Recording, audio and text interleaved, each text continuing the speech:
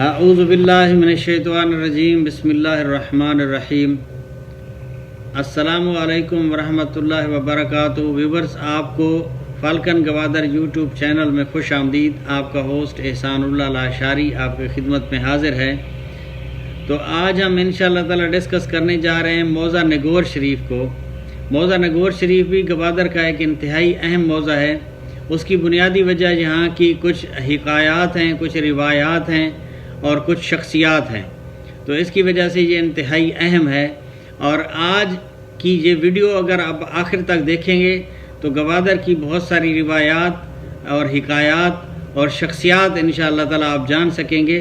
تو ویڈیو کو آپ نے آخر تک دیکھنا ہے، اسکپ بالکل نہیں کرنا ہے۔ انشاءاللہ تعالی آپ کو بہت ساری نادر و نایاب معلومات ملنے والی ہیں جو کہ شاید آپ پہلے یہ نہیں جانتے ہوں گے۔ یہ معلومات کم لوگ ہی جانتے ہیں جو میں آپ کو دینے لگا ہوں۔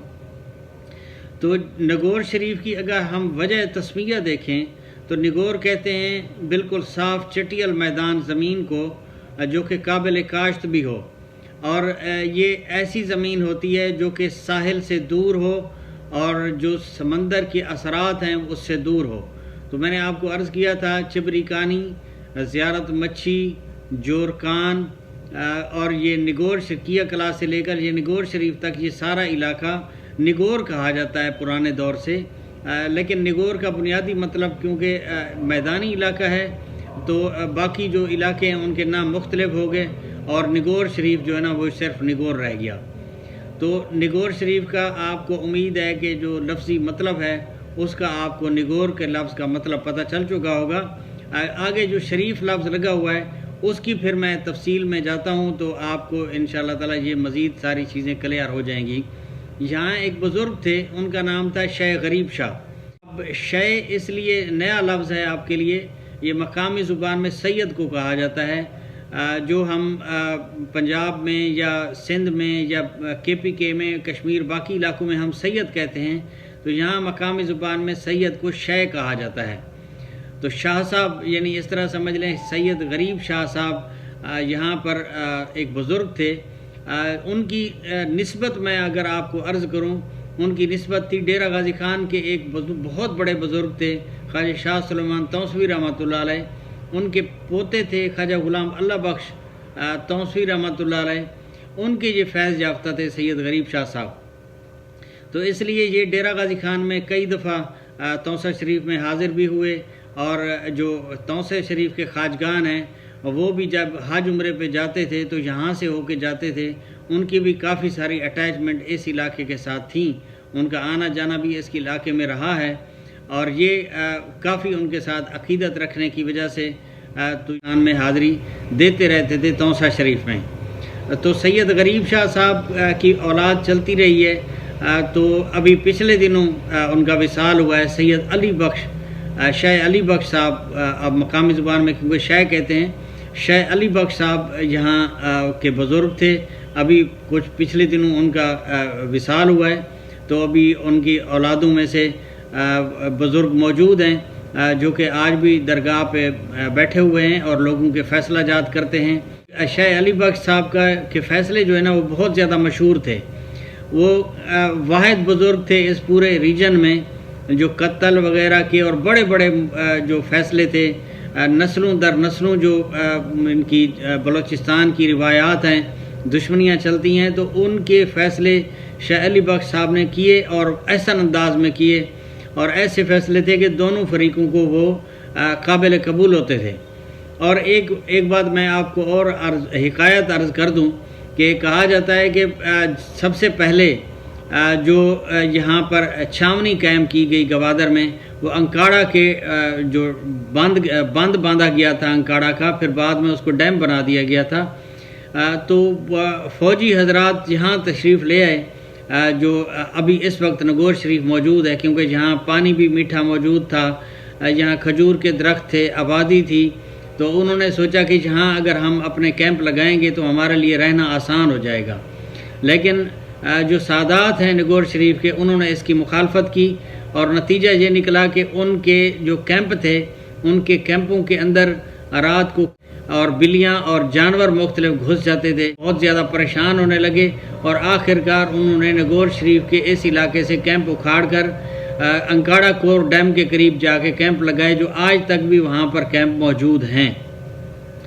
تو اگر نگور شریف کی ہم بات دیکھیں تو آج بھی وہاں فیض بٹتا ہے، لوگ دور دور سے آتے ہیں، وہاں آ کے سید غریب شاہ صاحب اور جہاں جو بزرگ وہاں مدفون ہیں ان کے پاس حاضری دیتے ہیں، اور اللہ رب العزت کے حضور آ کر یہاں دعائیں بھی مانگتے ہیں بزرگوں کی نسبت سے۔ تو ان کے مریدین کافی زیادہ تعداد میں ایران سے آتے ہیں، اور بلوچستان کے مختلف علاقوں سے بھی ان کے مرید یہاں تشریف لاتے ہیں۔ تو ہم اگر اس کی اہمیت کو دیکھیں گوادر کے حوالے سے، تو یہ ایک چھوٹا سا موضع ہے، کوئی بڑا اتنا موضع نہیں ہے، لیکن یہ ہے کہ انتہائی صاف ستھرا پلین سیدھا چٹیل میدان جو نگور شریف میں موجود ہے، اور گوادر میں کم و بیش ایسے علاقے موجود ہیں۔ تو آئیے چلتے ہیں ہم کمپیوٹر کی طرف، اور ماسٹر پلان میں دیکھتے ہیں اس کی کیا کیا اہمیت ہے اور کون کون سی کیٹیگریز یہاں پر موجود ہیں۔ تو آئیے چلتے ہیں ہم باقی چیزیں کمپیوٹر پر ڈسکس کرتے ہیں۔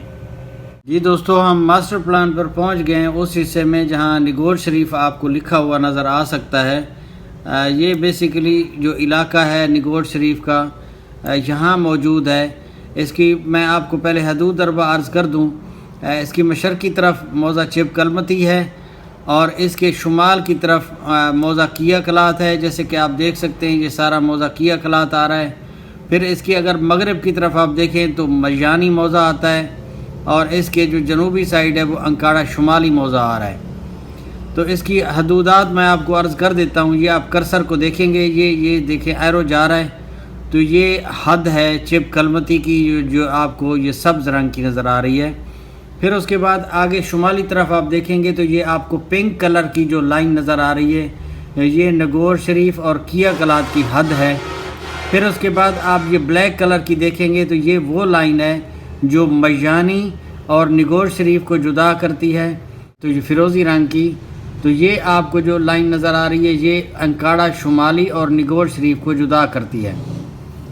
میں آپ کو اس طرح سمجھاتا ہوں کہ آپ جب کوسٹل ہائی وے پر جاتے ہیں ایران کی طرف یا جیوانی کی طرف، تو یہاں ایک زیرو پوائنٹ آتا ہے۔ یہ زیرو پوائنٹ ہم اس لیے کہتے ہیں کہ یہاں ایک تو روڈ یہاں سے لے کر یہ سیدھا روڈ جا رہا تھا، اس کو پرانا جیوانی روڈ بھی کہا جاتا تھا۔ یہ سیدھا گوادر کی طرف جاتا تھا، ایک چھوٹا سا پتلا روڈ ہوتا تھا جو ابھی موجودہ ایئرپورٹ ہے یہاں سے گزر کر یہ شہر کی طرف چلا جاتا تھا۔ یہ آج یہ روڈ بالکل مخدوش حالت میں ہے، تو ختم ہونے کے قریب ہوا پڑا ہے، تو اس کی ظاہر ہے مرمت نہیں ہوئی۔ تو پھر دوسرا روڈ ایک جا رہا ہے سیدھا یہ شمال کی طرف، یہ روڈ آپ کو جو نظر آ رہا ہے یہ آگے جاتا ہے انکاڑا کور ڈیم کی طرف۔ یہ آپ دیکھ رہے ہوں گے یہ سیدھا جا رہا ہے انکاڑا کور ڈیم کو جا کر یہ کنیکٹ کرتا ہے۔ پھر اس کے بعد ایک اور روڈ یہاں سے یہ جا رہا ہے شمال مغرب کی طرف۔ یہ شمال مغرب کی طرف یہ چھوٹا لنک روڈ ہے، یہ جاتا ہے نگور شریف کی طرف۔ یہ آبادی ہے نگور شریف کی جہاں یہ آپ کو یہ کرسر گھومتا ہوا نظر آتا ہے، اور یہ کوسٹل ہائی وے پھر یہ مغرب کی طرف جا رہی ہے۔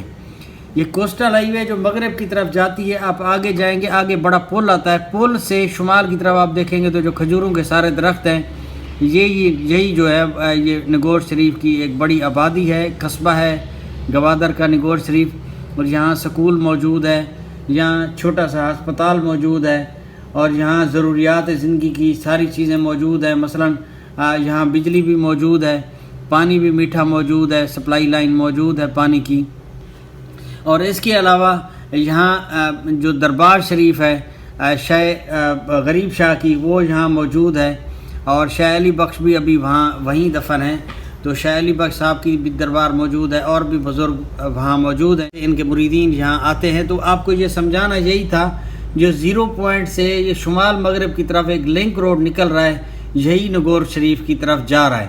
اور ہم اگر ماسٹر پلان پہ کیٹیگریز کی بات کریں تو یہاں مین جو کیٹیگری ہے وہ RL1 ہے۔ آپ دیکھ سکتے ہیں یہ RL1 ہے جو گرے کلر آپ کو نظر آ رہا ہے، اور یہ انکاڑا کور ندی آ رہی ہے جو آگے میں نے آپ کو سمجھائی تھی، انکاڑا شمالی سے ہوتی ہوئی پھر انکاڑا جنوبی میں جا کے ختم ہوتی ہے۔ یہ وہی جو کور ہے یعنی برساتی ندی ہے، برساتی نالا ہے، اس کے پار بھی آپ دیکھ سکتے ہیں یہ تھوڑا سا علاقہ RL1 میں آ رہا ہے، لیکن یہ زیادہ تر جو رقبہ ہے وہ یہ RL1 میں آتا ہے۔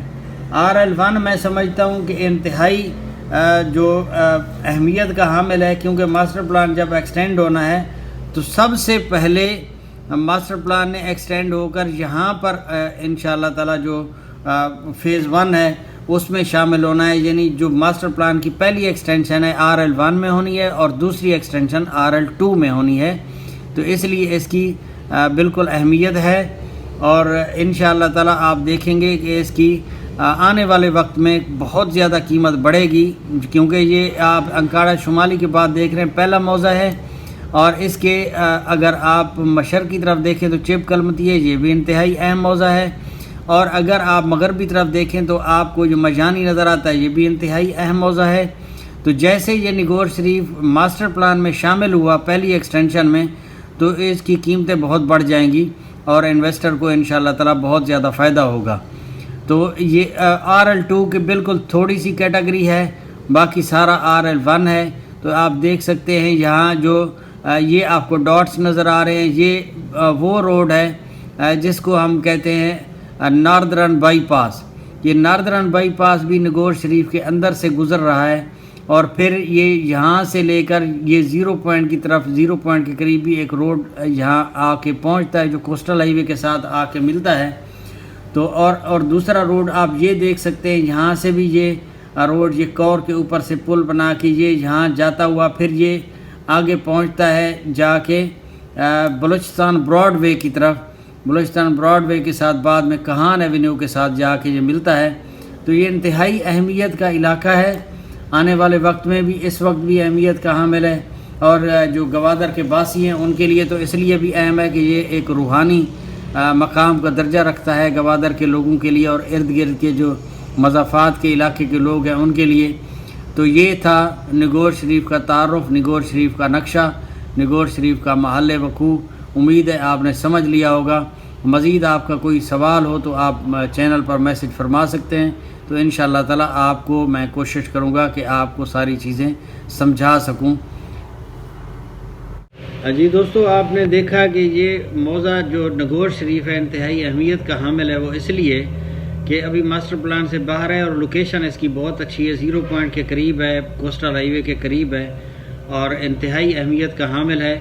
تو یہاں انویسٹمنٹ کی جا سکتی ہے، یہاں اس وقت رقبے سستے ہیں، اور آنے والے وقت میں انشاءاللہ جب ماسٹر پلان ایکسٹینڈ ہوگا تو ان کی قیمتیں بہت زیادہ بڑھیں گی، اور یہاں پلین صاف ستھرا بالکل کلیئر رقبہ ہے، اور یہاں کے رقبے میں کوئی بھی مسئلہ نہیں ہے، اور جو ملکیت ہے وہ زیادہ تر جو نگور شریف کے سادات ہیں ان کی ہے۔